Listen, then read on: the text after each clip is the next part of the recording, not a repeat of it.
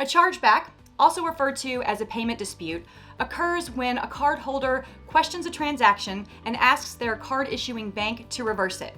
If the bank rules against you, those funds will be sent back to the cardholder. If the bank rules in your favor, then those disputed funds will be sent back to you. I'm Emily. Let's talk about chargebacks. Here are some reasons why a chargeback can occur. A customer claims they didn't receive the product they ordered and paid for. The item received is considerably different than what they expected based on the description. The purchase was made without consent or permission, or they were charged twice for the same item. In the event one of your customers has filed a chargeback, we'll notify you via email. Here's a sample of what you'll see.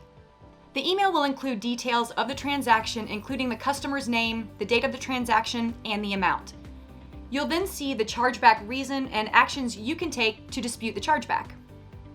If you'd like to fight the dispute, reply to the email that you receive with the necessary information by the date noted in the email. As you can see, it also shows that we will debit the transaction amount from your account, and if the chargeback is overturned, it will be credited back to you. The last thing to point out is that if you would like to accept the chargeback, you just need to reply to the email to let the team know, and you should not issue a refund. Once you reply to the email, we'll initiate an investigation and we'll email you with an outcome when it's available. It can take a few weeks up to a month to complete an investigation. And that's what you need to know about chargebacks. I'm Emily. See you next time.